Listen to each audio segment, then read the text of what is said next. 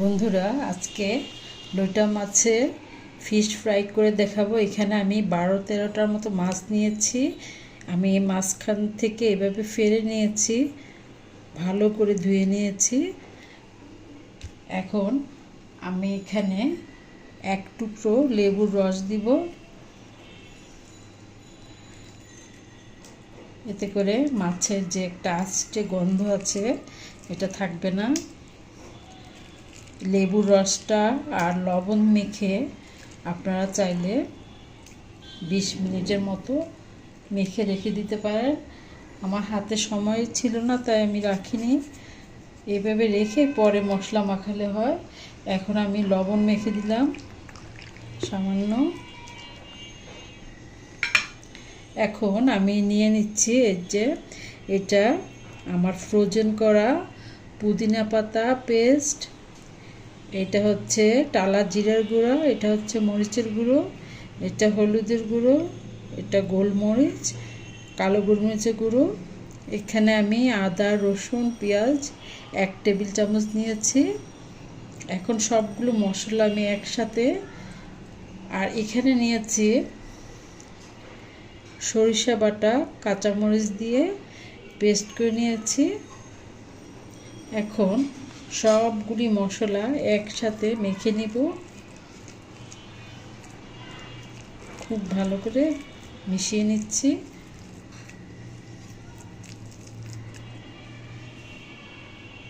এখন একটা করে মাছ এভাবে উঠিয়ে আমি মশলাটা এভাবে মেখে নিব, যাতে ভিতরে ভালোভাবে ঢুকে। যে এই পিঠে মেখে নিয়েছি, ওলট পালট করে এই পিঠেও দিব, 2 পিঠেই মাখাতে হবে। এই যে আমি একটা মাখিয়ে নিলাম, আমি আরেকটা দেখাচ্ছি। এই যে আমি আরেকটাও নিয়ে নিলাম। চাইলে আপনারা ভিতরের কাঁটাটাও বের করে ফেলে দিতে পারেন, আমি ফেলি নেই, কারণ নরম কাঁটা। এটা যখন ফ্রাই করব তখন খুবই ক্রিস্পি হয়ে যাবে। এই যে এক পিঠ করে নিলাম, আরেক পিঠ করছি। এইভাবে সবগুলি মাছ আমি ম্যারিনেট করে নিব। সবগুলো মাছে আমি খুব সুন্দরভাবে মশলা মাখিয়ে নিয়েছি। দেখুন, আমি ডিমটা ভাঙতে দেখলাম যে 2টা কুসুম একটা ডিমে। এই যে ডিমটা ভেঙেছি মাত্র, আমি 2টো ডিম নিয়েছি। এখানে দেখা যাচ্ছে 2টা কুসুম। আমি বোনাসই পেয়ে যাচ্ছি, কারণ কিছুদিন আমি ডিম নিয়ে অনেক ভিডিও করেছি। আলহামদুলিল্লাহ। এই যে আমি এখন আরেকটা ভেঙে নিচ্ছি, দেখি এটাতে কি আছে। না, এখানে একটা আছে। খুব খুশি লাগছে আমার। এই যে দেখুন, 3টা কুসুম হয়ে গেল। এখন আমি মাছের জন্য ডিমটা ফেটে নিচ্ছি।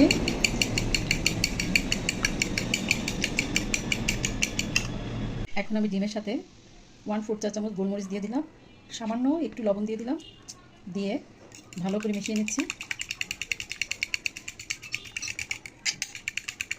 এখন আমি যেই কাজটা করব, এখন এই মাছটা আমি ডিমে চুবিয়ে নিব। চুবিয়ে আমি ব্রেড ক্রামে গড়িয়ে নিচ্ছি। এটা আমার কেনা ব্রেড ক্রাম, আপনারা চাইলে ব্রেড দিয়েও ঘরে করতে পারেন।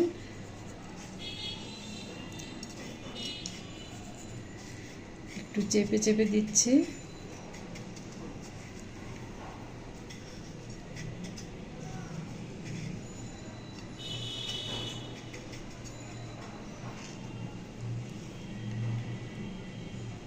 এই যে আমার একটা করা হয়ে গেল।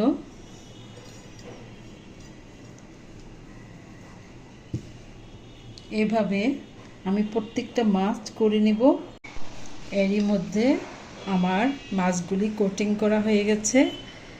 আমি 30 মিনিট নর্মাল ফ্রিজে রেখে ভেজে নিব।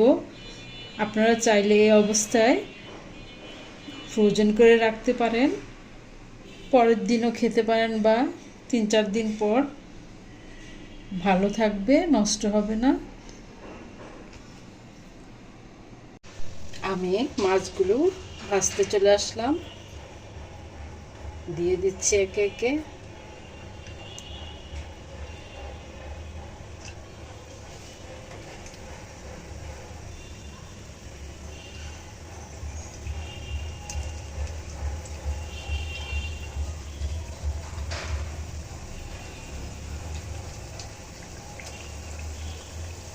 একসাথে বেশি দেওয়া যাবে না, নরম মাছ ভেঙে যেতে পারে। একটু শক্ত হলে আমি উল্টিয়ে দিব। এখন আমি মাছটা উল্টিয়ে দিচ্ছি।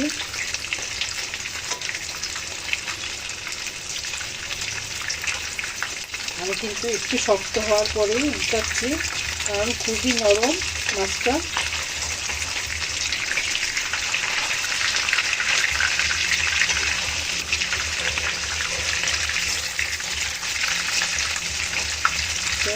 একটু লালচে হয়ে আসলে, দুধটা হলে আমি নামিয়ে নিব।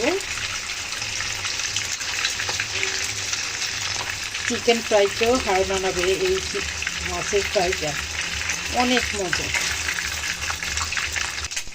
মাছটা আমার ভাজা হয়ে গেছে, এখন আমি উঠিয়ে নিব।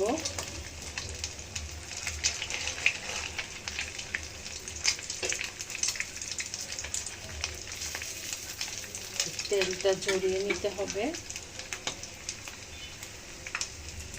অনেক ক্রিস্পি। চলে আসলাম পরিবেশনে।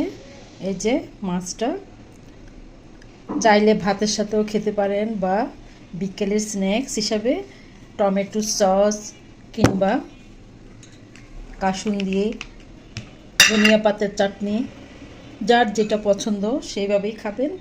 আমি একটা ভেঙে দেখাচ্ছি কতটা ক্রিস্পি হয়েছে, দেখুন, খুবই মজার।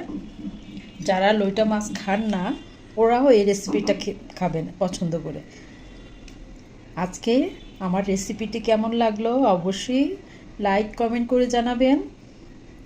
আর আমার রেসিপিটি ভালো লাগে থাকলে, আমার রেসিপিটা যদি এতটুকু ভালো লেগে থাকে, প্লিজ শেয়ার করে দিবেন সবার মাঝে। যারা আমাকে ভালোবেসে লাইক কমেন্ট করছেন এবং আমাকে বিভিন্নভাবে অনুপ্রাণিত করছেন, আমি তাদের কাছে আন্তরিক ধন্যবাদ ও ভালোবাসা জানাচ্ছি।